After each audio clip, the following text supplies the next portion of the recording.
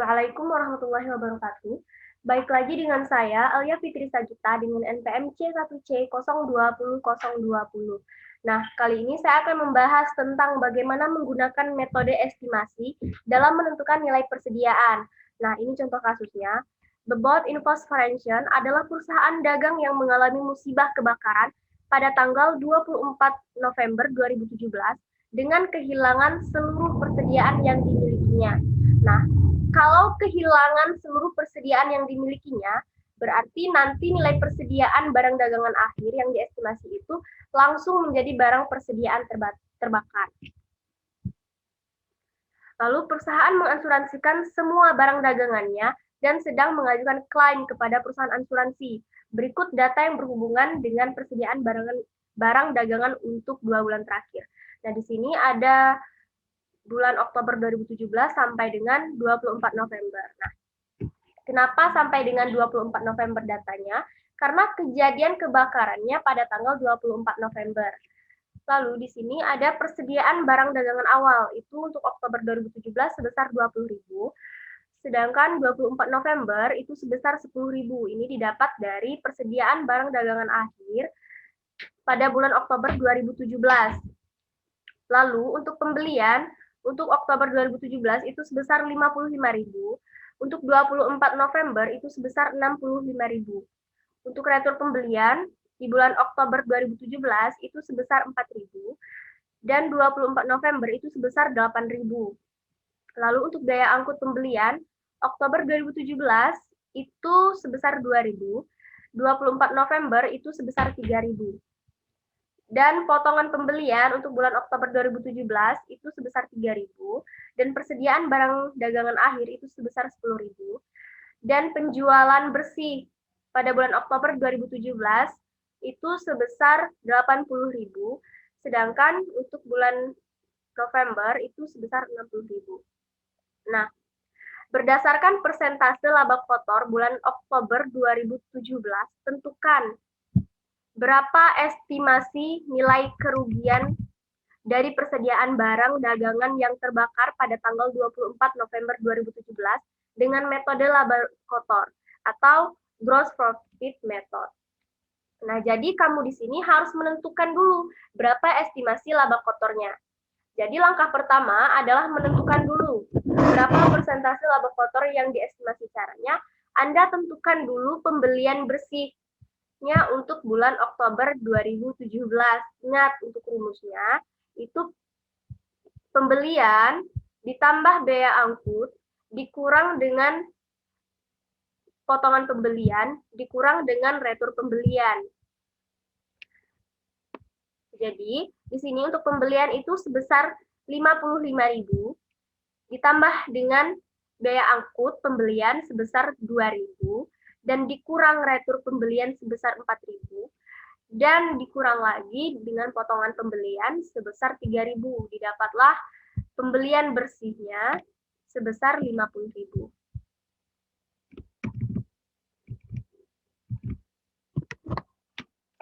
Lalu, langkah selanjutnya itu adalah menghitung HPP untuk bulan Oktober 2017.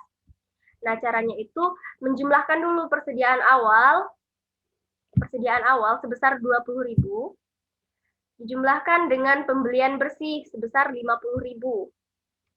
Maka didapatlah namanya adalah cost of goods available for sale itu sebesar 70.000 atau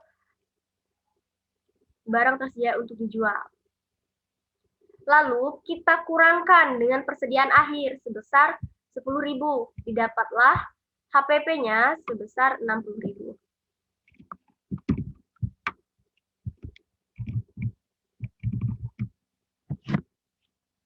Langkah selanjutnya itu menentukan laba kotor untuk bulan Oktober 2017. Nah, caranya adalah dengan Anda mengurangkan penjualan bersih sebesar 80.000 ini, Anda kurangkan dengan HPP-nya sebesar 60.000. Didapatlah laba kotornya sebesar 20.000.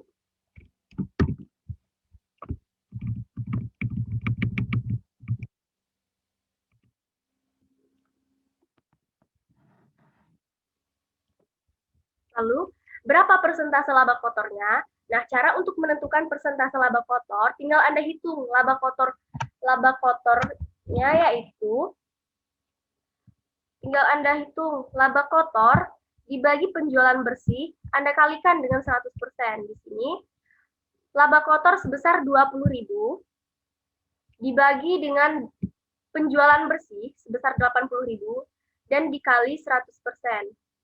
Didapatlah hasilnya 25%. Nah, langkah selanjutnya itu menentukan HPP pada bulan November yang diestimasi. Caranya, persentase laba kotor yang digunakan 25%, kalian hitung dulu 25% itu dalam hitungan persentase, kalau dalam mata uang itu berapa? Maka 25% ini Anda kalikan dengan penjualan bersih di bulan November. Di bulan November itu sebesar 60.000. Lalu Anda kalikan dan didapatlah hasilnya sebesar 15.000. Lalu untuk HPP yang diestimasi, itu caranya ingat, HPP yang diestimasi itu dihitung dari penjualan bersih dikurang dengan estimasi laba kotor. Jadi penjualan bersih itu sebesar 60.000 dan dikurang estimasi laba kotor itu sebesar 15.000. Jadi didapatlah HPP yang diestimasi itu sebesar 45.000. Selanjutnya, menentukan persediaan akhir yang diestimasi. Nah, di sini persediaan awal itu sebesar 10.000. Dan pembelian bersih itu di sini ada pembelian sebesar 65.000 dijumlahkan dengan biaya angkut sebesar 3.000 dan dikurangkan dengan retur pembelian sebesar 8.000.